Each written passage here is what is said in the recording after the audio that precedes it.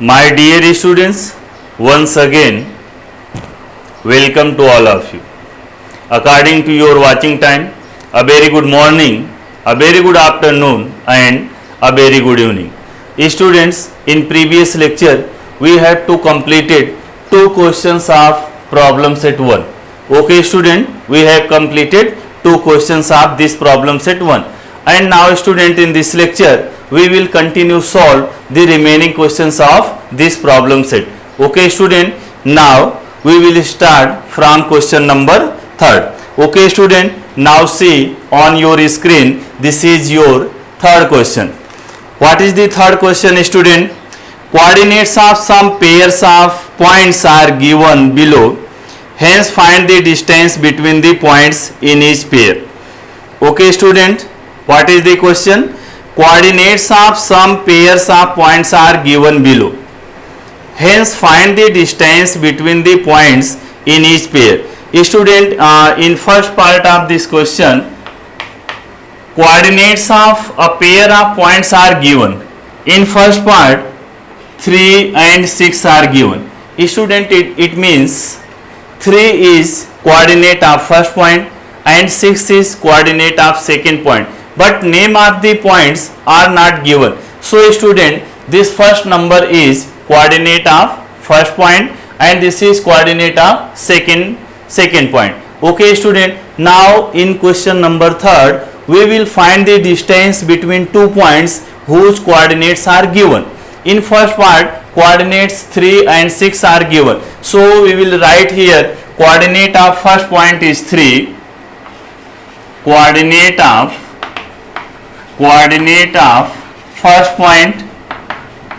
first point is 3.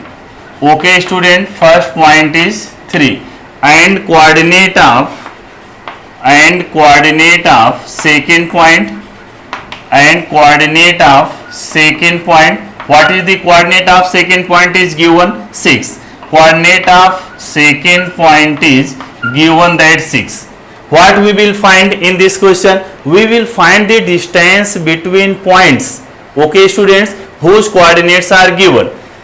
Okay, now distance between the points. Now distance between the points. Students, how to find the distance between any two points? What formula we will use here? Students, bigger coordinate minus smaller coordinate is the formula of finding the distance between any two points. So students, here we will write bigger coordinate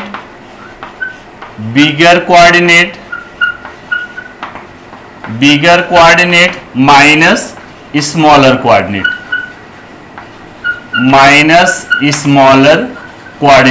Okay student, now two coordinates are given 3 and 6. Student, which coordinate is bigger?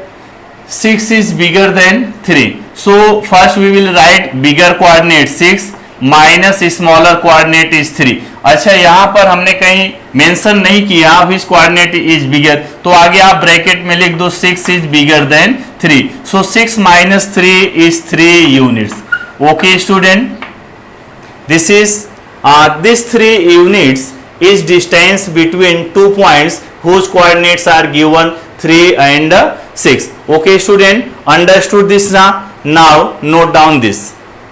And now its second part is given that minus 9 and minus 1.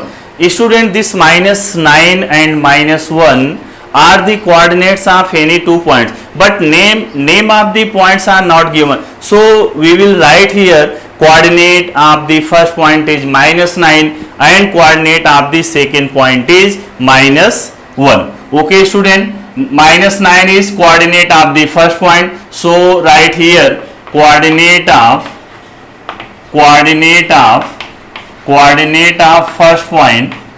Coordinate of first point is, what is the coordinate of first point? Minus 9 and coordinate of coordinate of second point what is the coordinate of second point is -1. So student, after writing the coordinates of points, we decide which coordinate is bigger and which coordinate is smaller. Coordinate of first point is -9 and coordinate of second point is -1. Student, can you tell me which coordinate is bigger, -9 or -1? Student, -1 is bigger than -9. -1 is bigger than -9. अच्छा, कैसे decide करोगे कि -1 बिगर है, -9 is smaller? Student, on the number line this is suppose that this is 0, तो इसके इधर हम लोग बनाएंगे -1, -2, -3, -4, ऐसे हम लोग कहां तक बना लेंगे, -9 से। तो नंबर लाइन पर जो नंबर राइट में होता है लेफ्ट वाले नंबर से बड़ा होता है। तो student, -1 is on the right side of -1, so student -1 is bigger then -9. Okay student, after deciding bigger and smaller coordinate, we will write the formula distance between 2 points. Okay student, distance between 2 points, कौन सा formula use करेंगे, bigger coordinate minus smaller coordinate. So right here bigger coordinate minus smaller coordinate. Okay student, bigger coordinate minus smaller coordinate. which one is bigger coordinate? -1 is bigger coordinate. Then we will write this minus sign, and smaller coordinate is already minus sign, so this -9 write in bracket -9. now this -1 and this minus into minus plus हो जाएगा, -1 plus 9. Student, now these two numbers having opposite sign, and you know very well, if two numbers having opposite sign, then we subtract smaller number from bigger. अगर number का opposite sign होता है तो क्या करते हैं, we subtract the smaller number from bigger number and we will write the sign of bigger number. Okay student, now 9 minus 1 is 8 and sign of bigger number is plus, so we will write here plus sign. और plus पहले है तो लिखने की जरूरत नहीं है. So distance between 2 points is 8 units. Okay students, now this one is your second part of question number 3rd. Okay, now note down this. Okay students, now see your third part of question number 3. Third part, what is the third part? Coordinates of points are given -4 and 5. Okay student, now this sum you can solve very easily. So student, this third part of question number 3rd is homework for you. Okay student, इसको आप जैसे अभी हम लोग कर रहे थे same to same आप ऐसे इसको कर सकते हैं. First write the coordinates of points and then decide which coordinate is bigger and which coordinate is smaller. Okay student, this third sum is homework for you, and now we will solve next fourth part of this sum. Fourth part is given that x and -2. Student, x and -2 are the coordinates of 2 points. Okay student, now one more important thing is there, x is a variable and -2 is a constant. Okay, x is coordinate of first point and -2 is coordinate of second point. So first we will write coordinate of first point, coordinate of first point. What is the coordinate of first point? Coordinate of first point is x, and coordinate of second point, and coordinate of second point is -2. Student, there is a problem. How to decide which coordinate is bigger? Student, two coordinates are given. One is x and other is -2. There is a problem. How to decide which coordinate is bigger and which coordinate is smaller? Because of in coordinate one is variable. Understood ना? ये जो दो coordinate हमको दिया है, this is constant and this is variable, and you know very well x is a variable and it have no finite numerical value. इसकी कोई fix numerical value नहीं होती।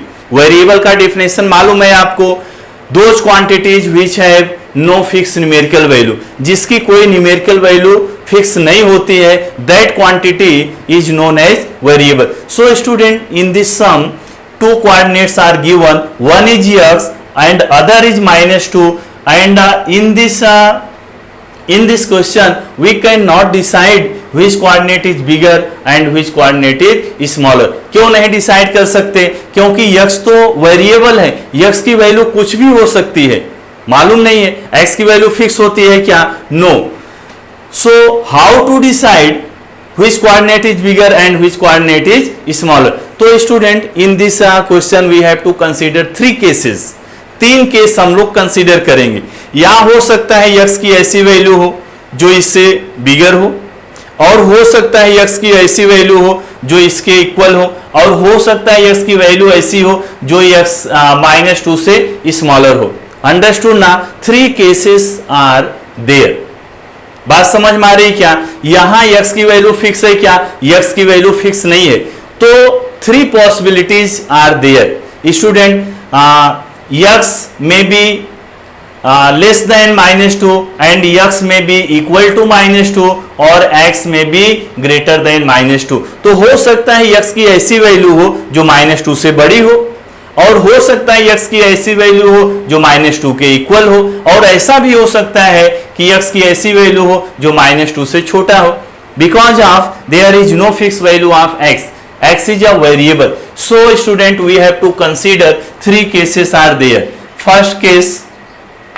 फर्स्ट केस हमने क्या कंसीडर कर लिया? when x is bigger than -2। Okay student, हमने क्या कंसीडर कर लिया? हो सकता है x की ऐसी वैल्यू हो जो -2 से बड़ा हो। अंडरस्टूड ना? और सेकेंड केस क्या कंसीडर करेंगे? सेकेंड केस हम लोग ऐसा कंसीडर कर लेंगे कि x इज इक्वल टू -2, हो सकता है कि इसके इक्वल हो। अगर इसकी वैल्यू -2 हो गई तो ये इसके इक्वल हो जाएगा, और हो सकता है कि इससे स्मॉलर हो।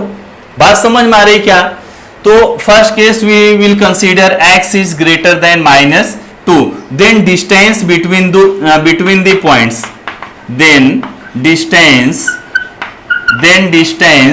between the points, then how to find the distance between the points? Student, now bigger coordinate minus smaller coordinate, which coordinate is bigger? X is bigger, then bigger coordinate minus smaller coordinate is already -2, then we get x, this minus into minus is plus 2, x plus 2 units। Okay student, in first case when we consider x is bigger than -2, then we get the distance between the given points is x plus 2 units। Understood ना? This case understood ना? And now consider second case। second case क्या consider कर रहे हैं? x is equals to -2। हो सकता है कि x -2 के इक्वल हो। x, जब x की वैल्यू फिक्स नहीं है तो कुछ भी हो सकता है। हो सकता है कि x की ऐसी वैल्यू हो जो -2 से बड़ा हो, और हो सकता है कि x की वैल्यू ऐसी हो जो -2 के इक्वल हो, और हो सकता है कि x की वैल्यू ऐसी हो जो -2 से स्मॉलर हो। अंडरस्टूड ना? So second case we consider x is equal to -2, x is equal to -2। Then in this case student, how to find the distance between these 2 points? Then distance between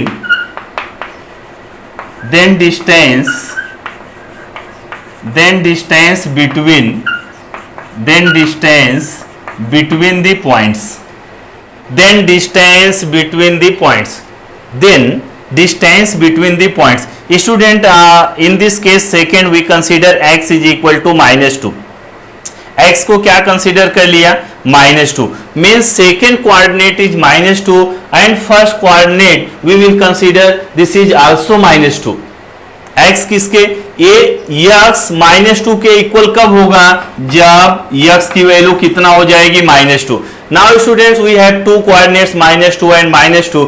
If 2 coordinates are equal, students, if 2 coordinates are equal, then distance between the points is equals to 0। Okay student, now understood this now? Second coordinate क्या दिया है, second coordinate दिया है -2, first coordinate दिया है x, और x कब, at which condition x is equal to -2, when x is equal to -2, जब x की वैल्यू -2 होगी तो इस -2 के इक्वल हो जाएगा। और दो ऐसा पॉइंट जिसका सेम कोऑर्डिनेट हो, सेम कोऑर्डिनेट हो, तो उसके बीच का डिस्टेंस कितना होगा, 0 होगा। ओके स्टूडेंट, अंडरस्टूड ना? Then distance is 0। And now third case consider, and third case consider, कौन कौन सा हम लोग कंसीडर कर चुके हैं, x is greater than -2 and this x is equals to -2। And now third case x is less than -2।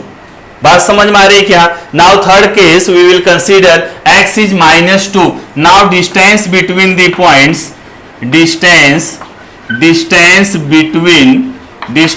between the points, what is the formula students? Bigger coordinate minus smaller coordinate. X is less than -2, it means student -2 is bigger minus smaller coordinate, then this is equals to -2 minus x. Okay student, and you know one thing is here, note that this -2 minus x is a positive number,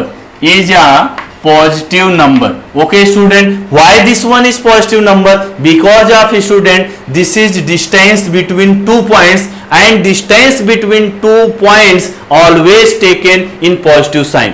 बात समझ में आ रही क्या? ऐसा देख के confuse मत होना कि ये तो निगेटिव नंबर आ गया। Student this is not a negative number, this is a positive number. Why this one is positive number? Because of this is distance between 2 points. ये क्या है, 2 पॉइंट के बीच का डिस्टेंस है, और डिस्टेंस हमेशा क्या होता है, पॉजिटिव होता है। तो इसके लिए मैंने यहां पर लिख दिया note -2 - x means this quantity is a positive number. Okay student, now understood? Okay, now note down this fifth part of this question number 3. Fifth part is given that x plus 3 and second is x minus 3. X plus 3 and x minus 3. These are coordinates of any 2 points, and we will find the distance between the points whose coordinates are x plus 3 and x minus 3. मतलब किसी भी 2 point का coordinate हमको दिया है, कोई भी first point है उसका कोऑर्डिनेट क्या है, x प्लस 3, सेकेंड पॉइंट का कोऑर्डिनेट क्या है, x माइनस 3। तो हमको क्या फाइंड आउट करना है, distance between given points. So here we will write coordinate of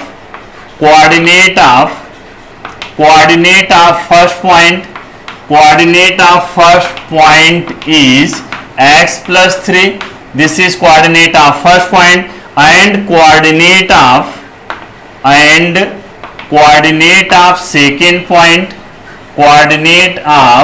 second point is x minus 3. Student, now can you decide which coordinate is bigger, x plus 3 is bigger or x minus 3 is bigger? Student, x plus 3 is bigger than x minus 3, x plus 3 x minus 3 से बड़ा होगा, x plus 3 is bigger than x minus 3। अच्छा, इसमें भी variable है x इसमें भी है, इसमें भी है, तो हम लोग इसको इजीली डिसाइड कर सकते हैं कौन सा। ये देखो +3 और -3 लगा, समझो x की कोई वैल्यू हमने ले लिया। एक एग्जांपल मैं बता रहा हूं, suppose that we consider x is equal to 5, x is equal to 5 लेंगे तो 5 + 3 ये कितना हो जाएगा, 8। यहां पर 5 - 3 ये कितना हो जाएगा, 2। तो देखो 8 इज ग्रेटर देन 2 ना। कोई भी वैल्यू आप कंसीडर करेंगे, eight any value of the x always x plus 3 is bigger than x minus 3. Understood ना? At any value of x always x plus 3 is greater than x minus 3. चलो एक negative number लेके आपको बता रहा हूं। समझो x is equal to -6 हमने ले लिया, सपोज दैट, अच्छा इसमें एक कंफ्यूजन है कि अभी आपको ऐसा समझ में आएगा कि सर इसके पहले वेरिएबल था तो उसमें आपने 3 केस कंसीडर किया, लेकिन इसमें डायरेक्टली आप बोल रहे हैं कि x plus 3 is bigger than x minus 3। Student इसमें प्लस 3 और माइनस 3 ये डिसाइड कर रहा है कि कौन सा बिगर है कौन सा स्मॉलर है। मैं आपको एग्जांपल से समझा रहा हूं। x इज इक्वल टू 5 ले लिया तो 5 प्लस 3 इसकी वैल्यू कितना आ गई 8, और x इज इक्वल टू 5 यहां रखा, 5 माइनस 3 कितना आ गया 2। तो देखो ना ये बड़ा है ना x plus 3, it means x plus 3 is bigger than this x minus 3। Now consider one negative value, suppose that x is equal to minus 6, suppose that x is equal to minus 6, then this x plus 3 minus 6 plus 3 कितना आ जाएगा minus 3 आ जाएगा, and this x minus 3, ये समझ में आ रहा है क्या x minus 3, x की वैल्यू कितना लिया है माइनस 6, यहां पर क्या है माइनस 3, तो माइनस यहां पर कितना आया, इसकी वैल्यू कितना है प्लस 3, ये माइनस 6 माइनस 3 कितना आ जाएगा माइनस 9। तो ये दोनों डिसाइड कर सकते हो क्या, माइनस 3 बिगर है कि minus 9। Student minus 3 is bigger than minus 9। तो बात समझ में आई क्या, x plus 3 is always bigger than x minus 3 at any value of x, understood ना। So we will write here x plus 3 is bigger than x minus 3. Now we will find the distance of the points. Now distance of the points. Okay student, distance of the points. यहाँ पर क्या लिखेंगे, distance of the points, या ऐसे लिख सकते हैं distance between the points. चलो लिख दिया distance between the points, distance between the points. How to find distance between any two points? Bigger coordinate minus smaller coordinate. Student, which coordinate is bigger? X plus 3. X plus 3 is bigger. Minus smaller coordinate is x minus 3. Then this is x plus 3. And after opening this bracket, multiplying by minus. This is plus and this is minus. Plus into minus is minus x. And this minus into minus is plus 3. So minus x plus x cancel out by each other. Then 3 plus 3 is 6. 6 units. Okay student, understood this now? Now note down this. Okay student, now see 6th and 7th part of question number 3. 6th part is minus 25 and minus 47. Minus 25 and minus 47 are the coordinates of any two points. Okay student, then you can find the distance between these 2 points whose coordinates are minus 25 and minus 47, and also you can find distance between these 2 points whose coordinates are 80 and minus 85. So student, these 2 parts are homework for you. Okay student, now we will see next question number 4. Okay student, now question number 4. What is your question number 4? What is 4th question? Now see on the screen, question number 4 is shown here. Coordinate of point P on a number line is minus 7. Find the coordinates of points on the number line which are at a distance of 8 units from point P. Okay student, what is the question? Coordinate of point P on a number line is minus 7.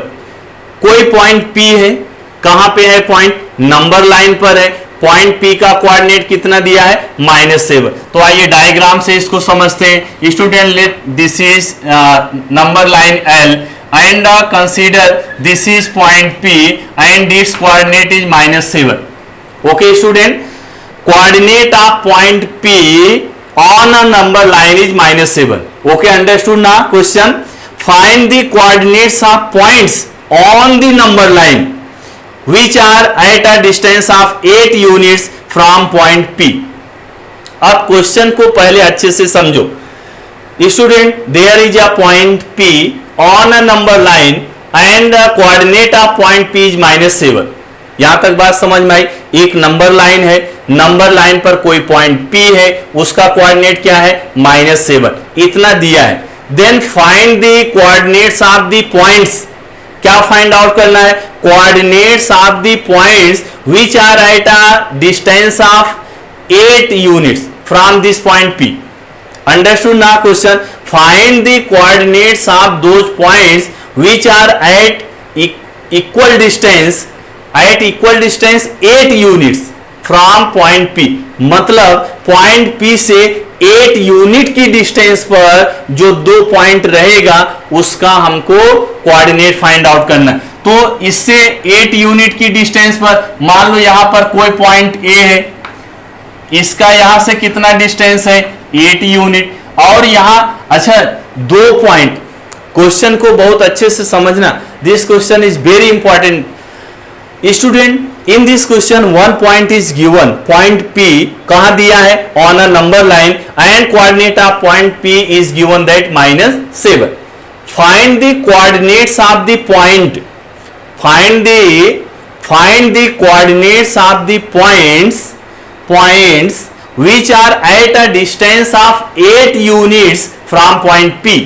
जो point P से 8 unit की distance पर हो उसका हमको क्या find out करना है कोऑर्डिनेट। तो पॉइंट देखो यहां से 8 यूनिट की डिस्टेंस पर इधर भी एक पॉइंट हो सकता है, इधर एक पॉइंट किधर हो सकता है राइट हैंड साइड में, एक पॉइंट इधर हो सकता है लेफ्ट हैंड साइड में, इसका भी डिस्टेंस इधर से 8 यूनिट हो सकता है। तो बात समझ में आई क्या student?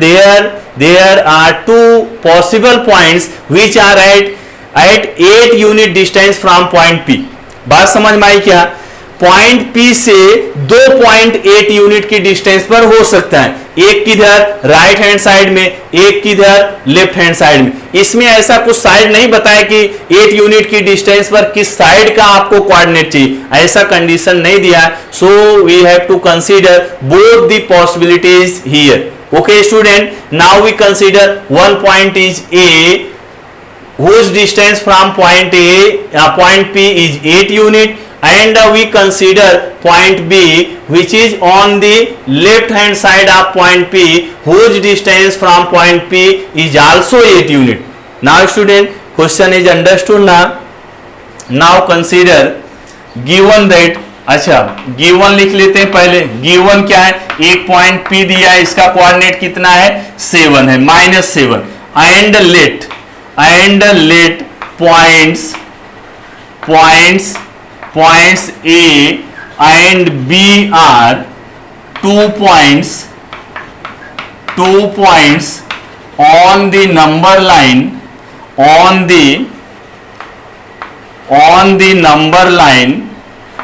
whose distance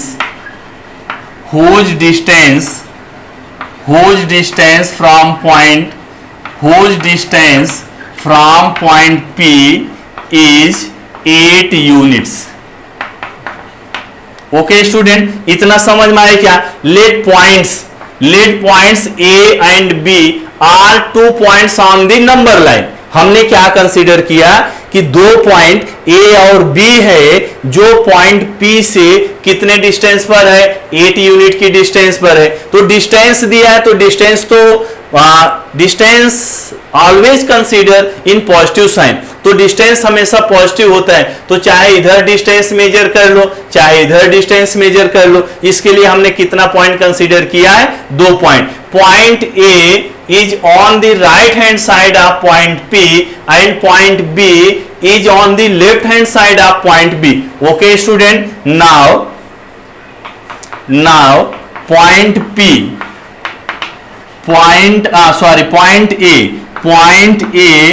is on the right hand side of point P. Okay student, now this is understood now. Point A is on the right hand side of point P and let coordinate of point A is x। यहां पर जो point है इसका coordinate क्या consider कर लिया? x। अच्छा जो पॉइंट यहां B है इसका क्या कोऑर्डिनेट कंसीडर कर लूं? y। Okay student, point A is on the right hand side of point P and let coordinate of A is x। अच्छा P का कोऑर्डिनेट बताओ कितना है? -7 है। बात समझ में आई क्या? अब can you decide coordinate of A is bigger और कोऑर्डिनेट P of bigger? किसका कोऑर्डिनेट बड़ा होगा? ए का कोऑर्डिनेट बिगर होगा कि पी का कोऑर्डिनेट? ए का कोऑर्डिनेट क्या है? एक्स है। पी का कोऑर्डिनेट क्या है? -7 है। तो आप देख रहे हैं ना, x is right hand side of -7, so student this x is bigger than -7। Number line पर जो नंबर राइट हैंड साइड में रहता है अपने से लेफ्ट वाले नंबर से बिगर होता है। So student here x is bigger than -7। बात समझ में आई क्या? Then distance between point A and P। Okay student, now distance between point A and P। A और P के बीच का डिस्टेंस कैसे निकालोगे? By using same formula. कौन सा फार्मूला? बिगर कोऑर्डिनेट माइनस क्या? Minus smaller coordinate. Okay student, which coordinate is bigger? Which coordinate is bigger? x is bigger, so here we will write x and then minus smaller coordinate is -7। Okay, -7 and distance between points A and P। A और P के बीच का distance दिया है, कितना दिया बताओ? 8 unit distance. अरे 8 unit दिया ना, 8 यूनिट के डिस्टेंस पर हमको A का कोऑर्डिनेट फाइंड आउट करना है। फिर 8 यूनिट के डिस्टेंस पर पॉइंट B है, इसका कोऑर्डिनेट फाइंड आउट करना है। So distance between A and P is given that how much? 8 units. Okay students,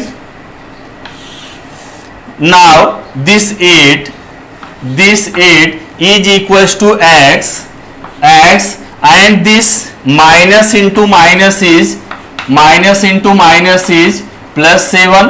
okay, this plus 7 is taken this side 8 and this plus 7 taken this side -7. this is equals to x, therefore x is equal to 1. okay students, the value of x is 1. it means coordinate of point A का coordinate हमने क्या consider किया है? x, therefore coordinate of point A is 1. बात समझ में आई क्या? Okay, and now we will find the coordinate of point B. B और P के बीच का डिस्टेंस बताओ कितना है? इसका भी 8 यूनिट ही डिस्टेंस है। तो distance between point P and B is equals to bigger coordinate minus smaller coordinate. Okay student, before writing this we will decide which coordinate is bigger, y is bigger or -7 is bigger. Student, in this situation B is on left hand side of point P. Point B is on the left hand side of point P. okay student, therefore and let coordinate of B का coordinate क्या consider किया है? y consider किया है। And coordinate of P का coordinate क्या है? -7 है। Then which coordinate is bigger, y is bigger or -7 is bigger? Student, y is now see on this line, y is on the left hand side of -7. so student -7 is bigger than y. बात समझ में आ रही क्या? ये देखो y है, -7 है, राइट में कौन सा नंबर है? -7 है, लेफ्ट में कौन सा नंबर है? y. So student this number is bigger, -7 is bigger then y. Okay student, तो इधर आप कंप्लीट कर लेना, मैं इधर से कंटिन्यू कर रहा हूं। तो चलिए इसको यहां से मैं रब कर दे रहा हूं। स्टूडेंट, आप after this we will find distance between point P and B is bigger coordinate. Which one is bigger?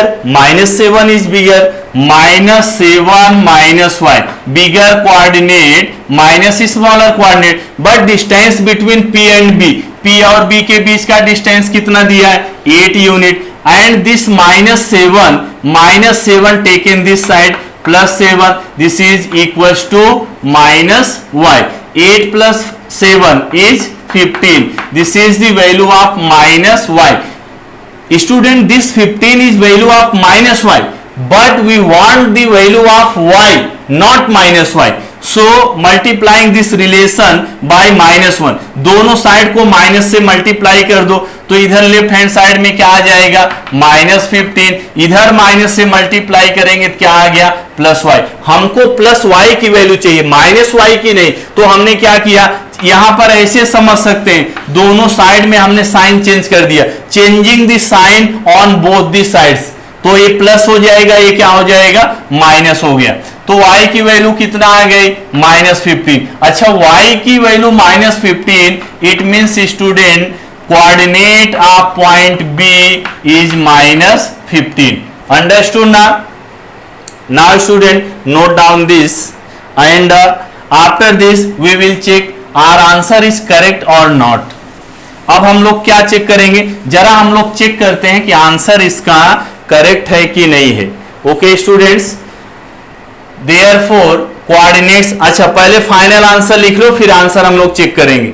Now therefore the coordinates of points, the coordinates of points which are at 8 unit distance, 8 units distance, 8 unit distance from point, 8 unit distance from point P, from point P are, ये समझ में आ रहा है क्या sentence? The coordinates of points which are at 8 units distance from point P। Coordinate किसका? Coordinate points का, जो point P से 8 यूनिट की डिस्टेंस पर है। तो दो कोऑर्डिनेट मिला ना हमको, कौन कौन सा? 1 एंड -15, R1 एंड -15। अंडरस्टूड ना? तो चलिए आंसर जरा चेक करते हैं, बराबर है क्या? आंसर हम लोग चेक करते हैं बराबर है क्या। अच्छा, B का कोऑर्डिनेट कितना आ गया -15। अच्छा, यहां पर -15, मान लो यहां पर -15 है और A का कोऑर्डिनेट कितना है, तो दो पॉइंट, एक पॉइंट है -15, एक पॉइंट है -7, दोनों के बीच का डिस्टेंस निकाल सकते हो क्या? निकाल के देखो, bigger coordinate minus smaller coordinate. Student this is bigger coordinate and this is smaller coordinate, तो -7 माइनस आप 15 करेंगे तो कितना आ जाएगा -7, दिस माइनस इंटू माइनस +15, तो +15 -7 कितना आ गया 8। देखो इसके बीच का डिस्टेंस आ गया 8 यूनिट ना। Student means -15 is one coordinate which are at 8 unit distance from point P, means this answer is correct. और 1 का चेक करते हैं, एक पॉइंट -7 है और एक पॉइंट 1 है, इसका कोऑर्डिनेट यहां पर 1 है, तो point P whose coordinate is -7, point A whose coordinate is 1, how to find the distance between A and P? Bigger coordinate minus smaller coordinate, 1 is bigger minus is smaller, then we get 1 minus into minus is +7, 1 + 7 is 8. So student, our second answer is also correct. Now note down this solution. ये हमने answer check किया, इसको लिखने की जरूरत नहीं है। Okay student, now note down this. Now see your question number 5। See on the screen your question number 5 is here. Answer the following questions. If A-B-C and distance of point A and C is 17, distance between points B and C is 6.5, then find distance between A and B. Okay student, now this sum is very easy and you can solve this sum. Okay student, now question number 5 is homework for you. Question number 5 में दो part दिया है, दोनों part आपने exercise में किया है, same वैसा वैसा है, कुछ भी डिफरेंस नहीं है। So student these two sums try itself. And now question number 6. Coordinate of point A on a number line is 1. What are the coordinates of points on the number line which are at a distance of 7 units from A? Okay student, now see your question number 6. Student, question number 6 and this question number 4 are same, दोनों एकदम same है।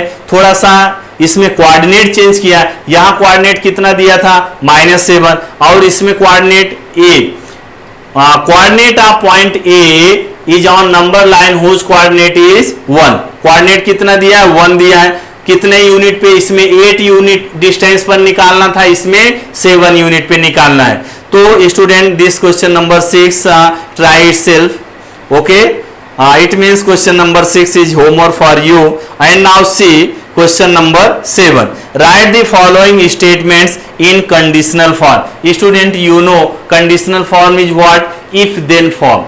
Okay students, now question number 7. Question number 7 is write the following statements in conditional form. कौन से form में लिखना है? Conditional form में। Question ऐसे भी चेंज होके आ सकता है, write the following statements in if then form. Okay student, if then form is also known as conditional form. Okay student, now given statement is every rhombus is a square, मतलब हर एक rhombus क्या होता है? Square होता है। ये statement को किस में कन्वर्ट करना है? कंडीशनल में कन्वर्ट करना है। एंड यू नो कंडीशनल में क्या होता है? इफ और देन लगाते हैं। बात समझ में आई क्या? अच्छा, एक और चीज, conditional statements and given statement have should be same meaning, दोनों का मीनिंग सेम होना चाहिए। जो हम लोग कंडीशनल में लिखेंगे ना, उसका मीनिंग और ये जो स्टेटमेंट दिया है इसका मीनिंग, दोनों का मीनिंग सेम होना चाहिए। अच्छा, तो इसका मीनिंग क्या है? Every rhombus is a square, मतलब हर एक रोम्बस क्या होता है? स्क्वायर होता है। होता है देन के बाद लिखेंगे, दिन के बाद क्या लिखेंगे? होता है। क्या होता है? स्क्वायर होता है। बात समझ में आई क्या? तो its conditional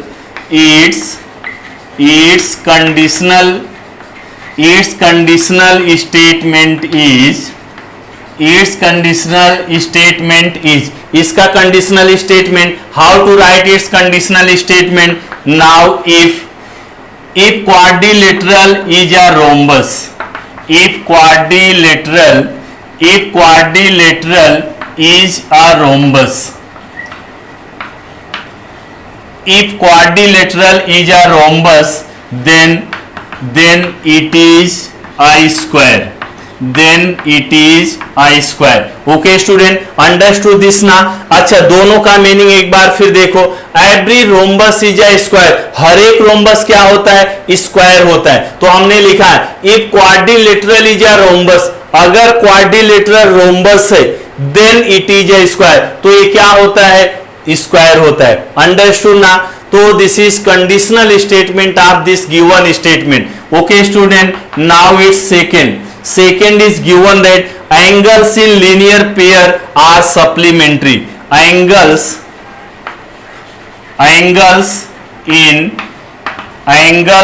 linear pair are supplementary.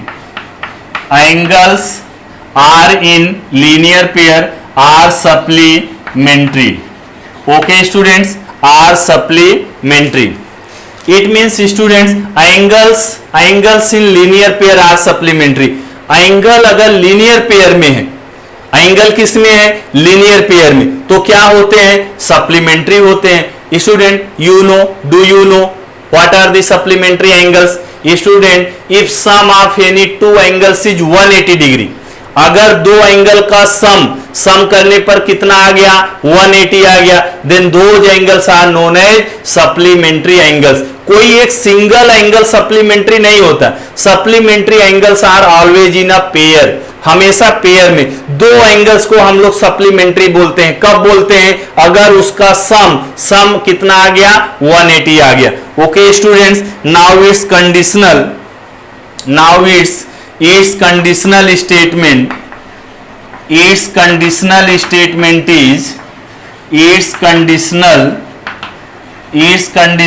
statement is if angles are in linear pair, if angles are in linear pair. Okay student, if angles are in linear pair, अगर एंगल लीनियर पेयर में है तो क्या होता है? Angle कैसे होते हैं? Supplementary.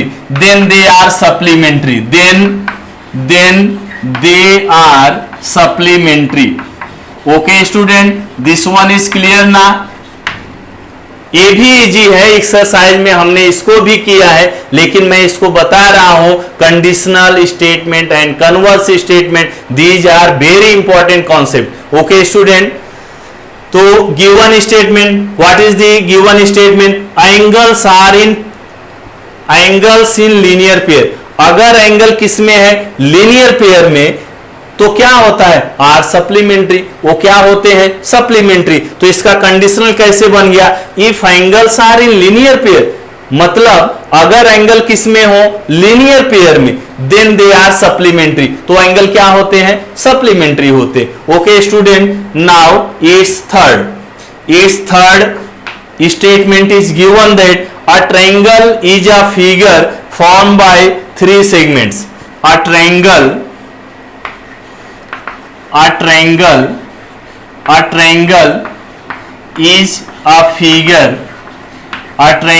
is a figure formed by three segments. Okay students, a triangle is a figure formed by three segments. मतलब अगर तीन सेगमेंट से कोई फिगर बन रहा है, it means that figure is a triangle. Okay student, statement is a triangle is a figure form by three segments. Okay students, if the figure is a triangle, its conditional statement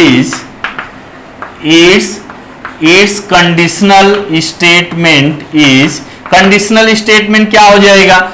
if a figure is a triangle, then it is form by three segments. Okay student, if a figure is a triangle, अगर कोई figure triangle है, if a figure is a triangle, इसका मतलब क्या? अगर कोई figure triangle है, then it is formed by three segments. Okay student, this one is clear ना? देखो दोनों का मीनिंग सेम होना चाहिए, मीनिंग में चेंज नहीं होना चाहिए। A triangle is a figure formed by three segments, मतलब अगर कोई फिगर ट्रायंगल है तो वो कैसे बनता है? तीन सेगमेंट से बनता है। If a figure is a triangle, then it is formed by three segment. Okay student, understood ना? Now fourth statement is, first student note down this. Okay student, this is fourth statement in question number 7। This is fourth statement. Student, fourth statement is a number having only two divisors, a number having only two divisors is called a prime number. Okay student, you know definition of prime numbers. What is the prime numbers? How to define prime numbers? Students, if a number divisible by 1 or itself, a number which is divisible by 1 or itself, मतलब हर एक number जो 1 से divide होता है और अपने आप से डिवाइड होता है, उसको हम लोग क्या बोलते हैं? प्राइम नंबर बोलते हैं। Student, suppose that 3 is a prime number. 3 1 से डिवाइड हो जाएगा और 3 किससे डिवाइड होगा? 3 से। Means those numbers which are divisible by 1 और itself, then that number is called a prime number. मतलब एक ऐसा नंबर जिसका दो डिवाइजर हो, only two divisors, then that number is called prime numbers. Okay, this statement is clear ना? A number having only two divisors, मतलब एक ऐसा नंबर जिसका केवल दो ही डिवाइजर हो, is called a prime number. उस नंबर को हम लोग क्या बोलते हैं? Prime number. Number is a prime number, is a prime number, उसको किसके बाद लिखेंगे? देन के बाद लिखेंगे। बात समझ में आए क्या? प्राइम नंबर होता है को किसके बाद लिखेंगे? देन के बाद लिखेंगे। तो now its conditional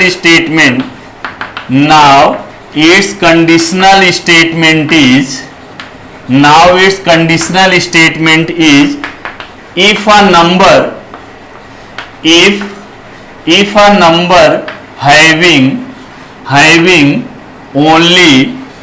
having only two divisors,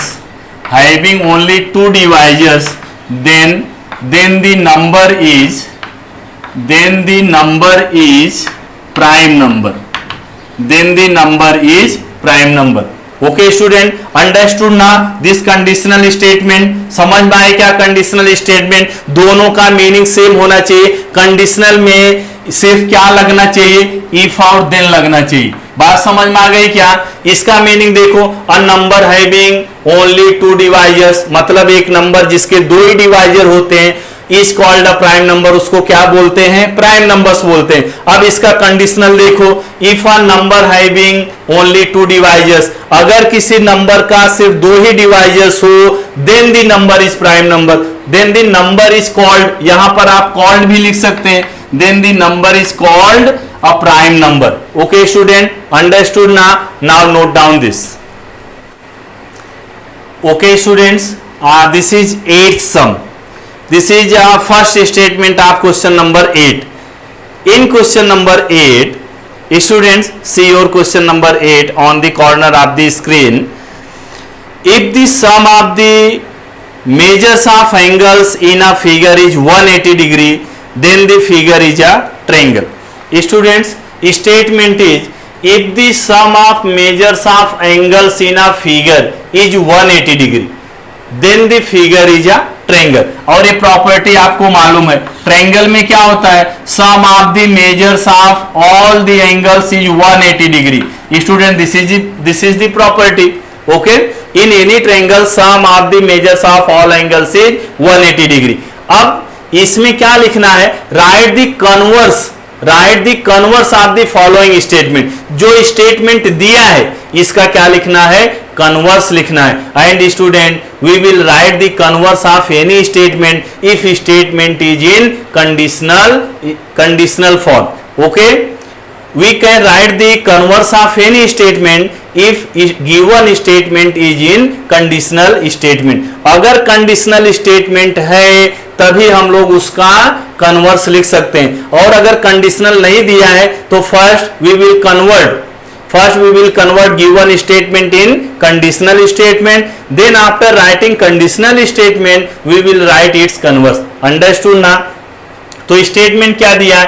if the sum of the measures of angles in a figure, किसी भी फिगर में अगर एंगल का मेजर कितना हो? 180 हो, then the figure is a triangle। तो फिगर क्या होता है? ट्रायंगल होता है। Student, this given statement is already in conditional form, conditional form में है ना, then we can easily convert it into converse statement। बात समझ में आ रही है क्या? कंडीशनल में पहले से दिया, हमको चेंज नहीं करना, सिर्फ हमको कन्वर्स लिखना है। And student, you know how to obtain converse statement? By interchanging antecedent and consequent part. By interchanging, किसको इंटरचेंज करते हैं? एंटीसीडेंट और कंसीक्वेंट पार्ट को हम लोग इंटरचेंज करते हैं, देन वी गेट कन्वर्स। अच्छा, antecedent part, student, the part of the statement following the word if, जो इफ को फॉलो करता है। इफ को देखो ये फॉलो कर रहा है देन से पहले। Student, this statement following the word if, so this statement is known as antecedent। Understood ना? And consequent is the part of statement following the word then, जो then को फॉलो करता है। तो then को देखो ये फॉलो कर रहा है, then के बाद ये लिखा है ना, then the figure is a triangle। अब हम लोग क्या करेंगे? interchanged antecedent and consequent part we get converse। okay student, now its converse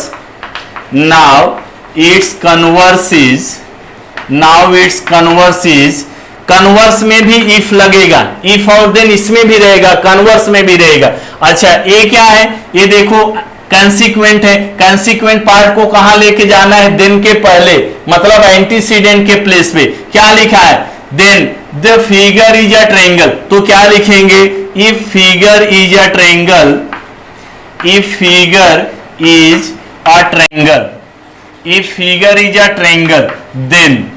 then then के बाद क्या लिखेंगे, एंटीसीडेंट पार्ट उठा के यहां कर देंगे कंसीक्वेंट के प्लेस पे।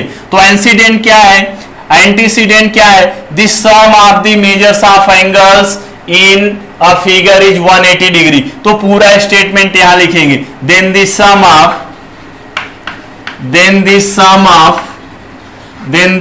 Of angles is 180 degree. Understood ना, यही लिखा है ना, this part is antecedent, the sum of measures of angles in a figure is 180 degree. Figure क्या है, ट्रायंगल है।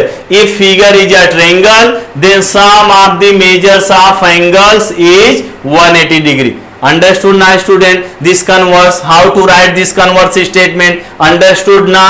Okay, now note down this. Okay student, now second part of question number 8. See on your screen, this statement is second statement of question number 8.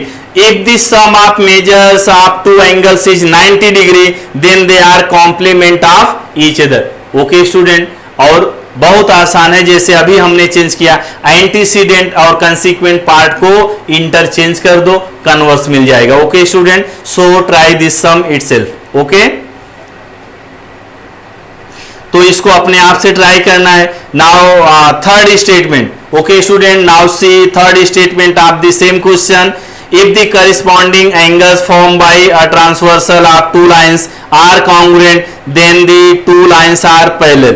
Okay student, now this sum is also very easy and you can solve this by same method. Okay, and by same method it means interchange antecedent and consequent part and you get its converse. Okay student, now see question, it's fourth student, its fourth part is, if the sum of the digits of a number is divisible by 3 then the number is divisible by 3. okay student, same इसका भी converse निकालना है। तो जैसे अभी हम लोग क्या कर रहे हैं, चेंज करेंगे, किसको इंटरचेंज करेंगे, एंटीसीडेंट और कंसीक्वेंट को आपस में इंटरचेंज कर दो and you get it's converse. Okay student, now see question number 9. Write the antecedent means what, given part and then के बाद जो लिखा रहता है क्या होता है, वो part to be proved, जो हमको प्रूव करना होता है। If all sides of a triangle are congruent then its all angles are congruent. चलो इसका एक मैं बता रहा हूं। Now question number 9. Statement is given, if all sides of a triangle, if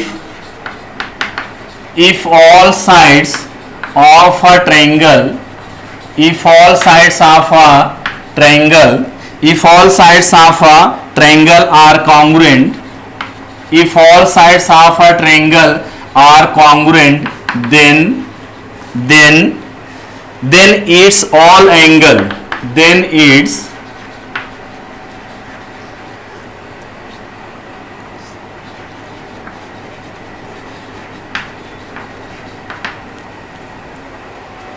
this is first statement of question number 9 and in this question we will write the antecedent. student, antecedent is also known as given part. बात समझ में आई क्या, जो antecedent होता है उसको क्या बोलते हैं, given part.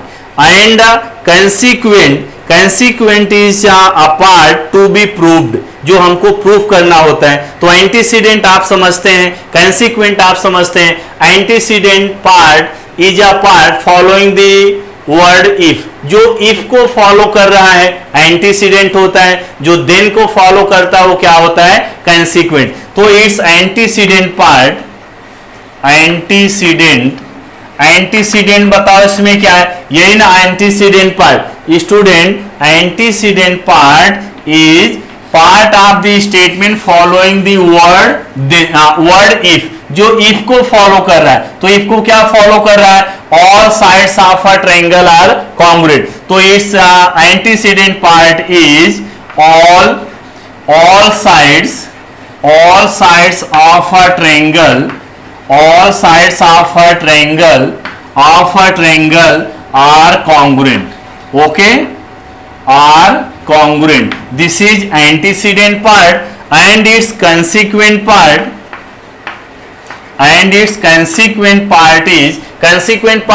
is the part of statement following the word then, जो then को follow कर रहा है. तो then के बाद क्या लिखा है? Its all angles. So consequent part is its all angles are congruent.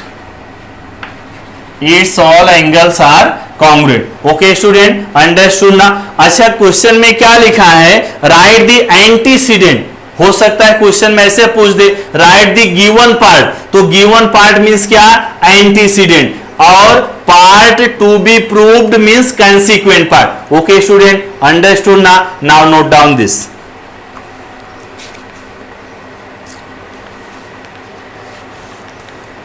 And the student now see second, the diagonals.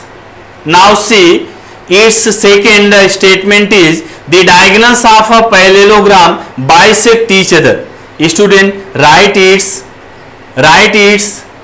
antecedent and consequent part. But student, given statement is not a conditional statement. So student, first we will convert this given statement into conditional statement. After converting conditional statement, we will write its antecedent part and consequent part. Okay student, now note down this. This is second statement of question number 9. Question number 9 जो है उसका second statement है, and we will write its antecedent and consequent part. But student, you see here this statement is not in conditional form. conditional form में है क्या? नहीं है. Then how can write its antecedent and consequent part? So student, first convert this statement into conditional statement. Then after converting conditional statement, we will write easily its antecedent part and its consequent part. So student, first convert it in conditional statement. Its conditional statement is conditional statement इसका क्या हो जाएगा? if quadrilateral. क्या लिखा है देखो? the diagonals of a parallelogram bisect each other. कौन bisect each other कर रहा है? Diagonals bisect to each other. तो उसको दिन के बाद लिखेंगे किसका? पैरेललोग्राम का. तो फर्स्ट इधर क्या लिखेंगे? If quadrilateral is a parallelogram. If quadrilateral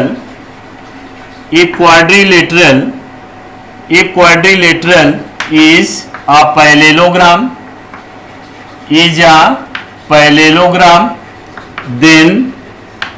then its diagonals bisect to each other. Okay student, this conditional statement is clear now. if quadrilateral is a parallelogram, then its diagonals bisect to each other. Now we can easily write its antecedent part. अब इसका हम लोग antecedent और कंसीक्वेंट part लिख सकते हैं. अब बताओ एंटीसीडेंट पार्ट क्या है? The part of the segment following the word. कौन से वर्ड को फॉलो करता है? एंटीसीडेंट कौन से वर्ड को फॉलो करता है? इफ को. The part of the segment following the word if. Quadrilateral is a parallelogram, so it's antecedent part is quadrilateral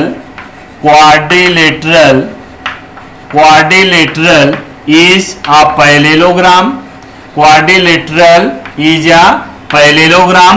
And now its consequent part क्या हो जाएगा इसका? What is its consequent part? Consequent part is following the word then. Its diagonals bisect to each other. Now its consequent part is diagonals bisect to each other. diagonals bisect to each other. Okay student, now note down this. Okay my dear, now see question number 10. Draw a labeled figure showing information in each of the following statements and write the antecedent and the consequent. Okay student, draw a labeled figure showing information, मतलब आपको जो ये statement दिया इसके according to given statement draw labelled. Labelled means उसमें identical mark हम लोग लगाएंगे. अभी मैं बनाऊंगा तो क्लियर हो जाएगा. Student according to this given statement first draw the figure and after drawing the figure write its antecedent and consequent part. So student, first we will draw its figure. Two equilateral triangles. So we will draw two equilateral triangles. One is triangle ABC and second is triangle PQR. Okay student, these two triangles are equilateral triangle. Equilateral triangle labelled diagram बनाना है. Label मतलब उसमें identical mark use करना है. Student, equilateral triangle you know, do you know what is the equilateral triangle? Students, equilateral triangles a triangle in which all the sides are equal. Okay ना, all the three sides are equal, then triangle is known as equilateral triangle. So in triangle ABC, side AB is equal to side BC is equal to side AC. Same देखो, AB पर हमने ऐसे single mark लगा दिया, इस पे single mark, इस पे single mark. Student, it means side AB is equal to side BC is equal to side AC and this is also equilateral triangle. चलो इस पे डबल मार्क लगा दिया, इस पे भी डबल, इस पे भी डबल, तो इसका आइडेंटिकल मार्क, इसको क्या बोलते हैं? Identical mark. Identical marks means अगर मार्क सेम है तो आइडेंटिकल मार्क्स है. Student, in triangle PQR side PQ is equal to QR is equal to PR. By this identical marks we can decide all these sides of this triangle are equal, so this is equilateral triangle and also this triangle is an equilateral triangle. Student, after drawing the labeled diagram, तो इसका diagram हो गया, labelled हो गया, identical mark हमने लगा दिया, तो ये क्या दोनों रिप्रेजेंट कर रहे हैं? these two triangles are equilateral triangle. After this, after drawing the diagram, student write antecedent and consequent part. But student, this statement is not in conditional statement. Conditional form में है क्या? नहीं है. Then how to write its antecedent and consequent part? So student, first write this statement in conditional statement, then after writing conditional statement write its antecedent and consequent part. Two equilateral triangles are similar. इसका conditional क्या हो जाएगा? Conditional statement is conditional statement is. Conditional क्या है इसका लिखेंगे बताओ? If two triangles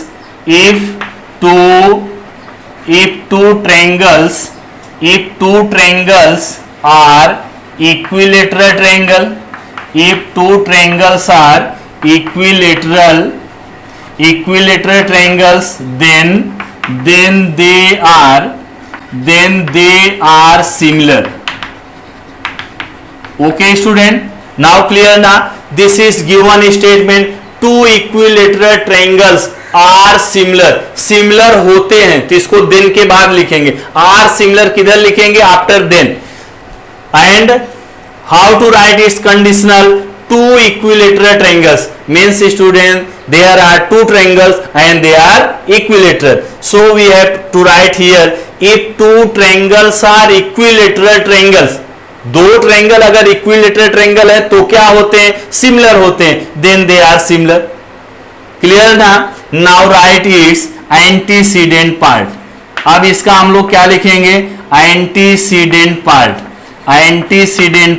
तो एंटीसीडेंट पार्ट क्या होता है? The part of the segment following the word if, जो इफ को फॉलो कर रहा है, मतलब देन के पहले. Student, this is antecedent part. two triangles are equilateral triangle. Two triangles, antecedent part is two triangles are equilateral triangle. Two triangles are equilateral triangles. This is antecedent part, and consequent part is consequent part क्या होता है? They are similar means equilateral triangles are similar. तो यहां पर क्या लिख देंगे? Equilateral triangles are similar. Equilateral triangles are similar. Equilateral triangles are similar. Understood ना?